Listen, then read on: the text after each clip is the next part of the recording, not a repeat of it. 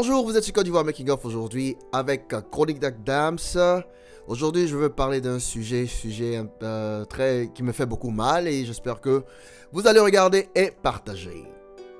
Reconnaissez-vous ce bateau? C'est le Probo Koala. Le Probo Koala, en 2006, nous a laissé avec des déchets toxiques. Et Probo Koala était affilié à une compagnie que nous tous connaissons très bien qui s'appelle Transfigura.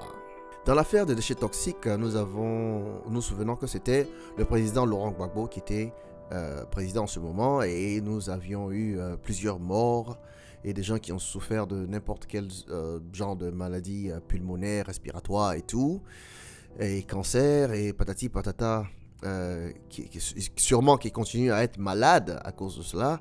Plus amusant avec tout ce que Transfigura nous a montré en 2006.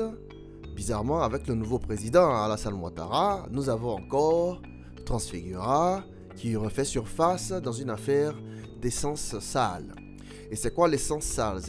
Ici, je vais vous proposer une photo qui date de 2005, c'est-à-dire un an avant l'affaire de déchets toxiques. Vous voyez que la Côte d'Ivoire est dans un vert noir, si je peux le dire comme ça, dark green, comme on dit en anglais.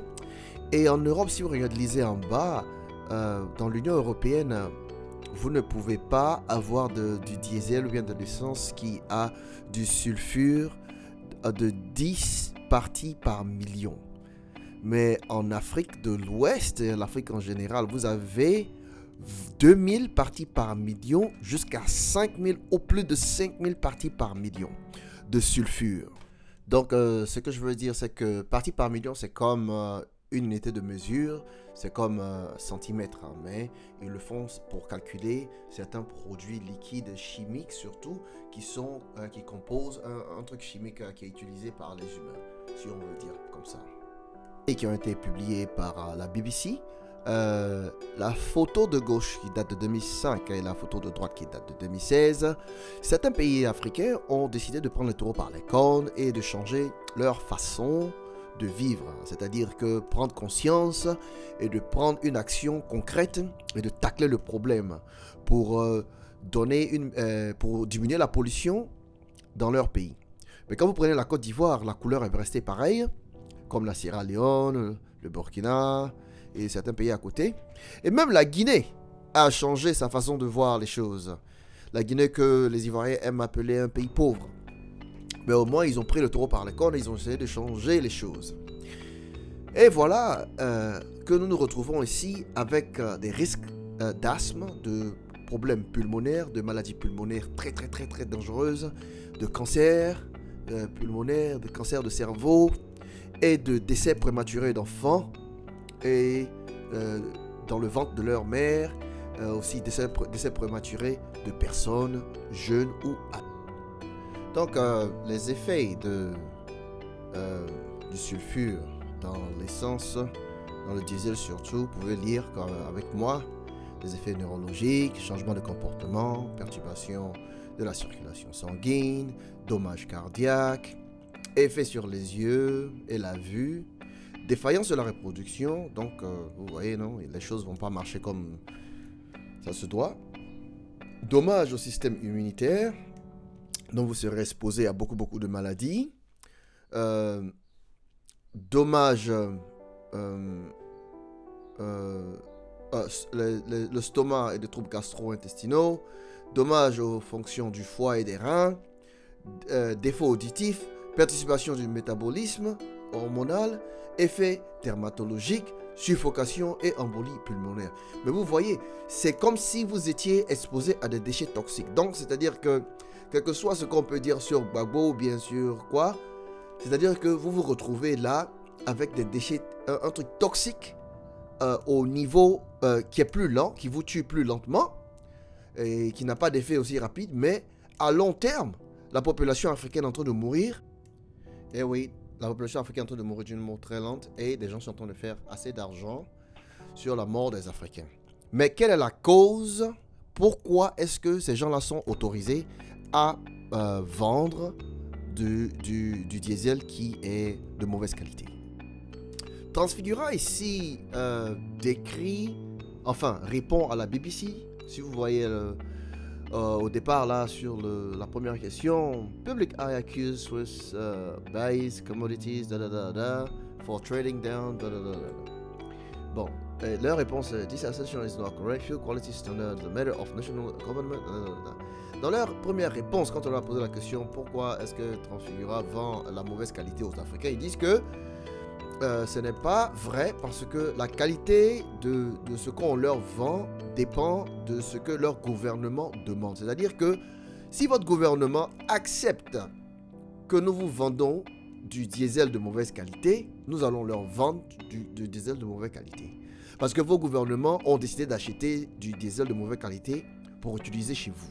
Donc, si nous regardons les lois, c'est-à-dire qu'ils vendent dépendant des lois des pays.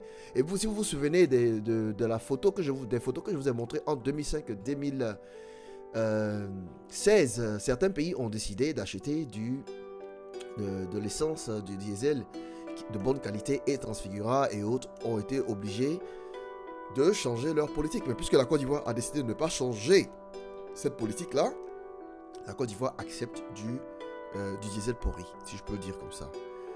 Et quand on leur a demandé encore est-ce que vous vendez en Afrique de la mauvaise qualité pour votre profit? Ils ont dit non, absolument non. Nous faisons que vendre et nous avons meet, c'est-à-dire que nous suivons les spécifications que on nous a données. C'est-à-dire que si votre gouvernement, encore il répète la même chose, hein, que si le gouvernement dit vous pouvez nous vendre en 2000 et 5000 ou plus de 5000 parties par million, nous leur vendons ça. Donc, c'est-à-dire que si tout ce que les Européens refusent, si vous les Africains vous voulez, nous on vous le vend. Donc, ici encore c'est une question du gouvernement ivoirien qui ne prend pas ses responsabilités et qui ne veut pas faire ce qui est bien pour sa population. Quand on dit qu'on aime un pays, on fait tout ce qui est bien pour que les populations qui vivent dans ce pays-là évoluent, vivent mieux et se développent. Nous ne pouvons pas continuer à faire ce genre de choses-là. Parce que quand j'ai regardé sur Facebook, les gens ont commencé à dire que non, ce sont les Blancs qui font les choses. Non, ce ne sont pas les Blancs qui font les choses. Le gouvernement africain ivoirien a décidé d'accepter et de continuer à acheter du diesel pourri pour tuer sa population. Et c'est tout ce que je peux vous dire. Et il faut accepter cela parce que si nous avions décidé, comme certains pays africains, de changer la politique, changer la loi et de faire ce qui est mieux pour la population n'aurait pas du diesel pourri dans les voitures.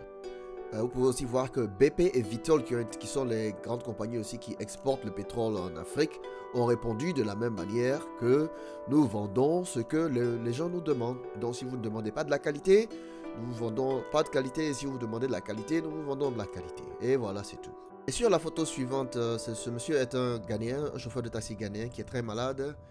Et les statistiques ont montré qu'en 2013 seulement 17 500 personnes sont décédées de maladies pulmonaires, cancer et autres problèmes dus à la pollution de l'air à cause du pétrole, du diesel.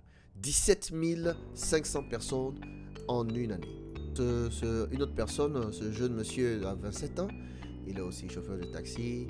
Et vous savez que les chauffeurs de taxi s'asseyent pendant longtemps et ils inhalent le sulfure pendant des heures et des heures quand il y a les embouteillages. Et ce sont eux qui souffrent le plus. Si vous prenez un taxi en Côte d'Ivoire, quand vous vous asseyez, vous pouvez sentir même le diesel. Parce que c'est tellement que c'est mauvais ce diesel-là, vous pouvez le sentir. Ici, dans cette photo, vous pouvez voir la fumée qui sort, la fumée toxique qui sort des voitures en Afrique. Vous ne pouvez jamais voir ça ici en Australie ou bien en Europe. Jamais. Si votre voiture dégage une telle intensité de fumée toxique, la police vous arrête et on met vos voitures à la fourrière. Et vous savez ça parce que on vous empêche de polluer ou bien de donner des maladies aux autres. Mais puisque chez nous en Afrique, on ne veut pas réguler les choses, on ne veut pas réfléchir à notre propre santé, on préfère accuser les autres. Voilà que tout le monde a le droit de rouler avec des voitures. Enfin, une chose aussi qu'il va falloir comprendre, c'est que si vous allez en Europe, que vous achetez une voiture qui a peut-être 10 ans, et que vous l'emmenez en Côte d'Ivoire, la voiture sûrement est très bien, en bon état. Et quand vous achetez de l'essence ou bien du diesel de mauvaise qualité que vous mettez à l'intérieur de cette voiture-là, après une année, aura les pistons bousillés, aura tous les mécanismes à l'intérieur, tout ce qui est fait à l'intérieur pour filtrer l'essence ou bien le diesel sera bousillé, bloqué. Et ce qui va causer aussi, va réduire la vie du moteur. Donc, quand vous investissez dans un taxi, un Baka ou bien quelque chose comme ça, un minibus en Afrique, que vous emmenez, surtout en Côte d'Ivoire, que vous utilisez le diesel toxique, là, le sulfure va endommager votre voiture. Donc, c'est un investissement qui ne sera pas rentable comme il se doit. C'est-à-dire que si vous devez utiliser cette voiture-là pendant des années avant que il y ait un problème, c'est-à-dire qu'après 1 an ou 2 ans seulement, votre voiture va commencer à avoir des problèmes.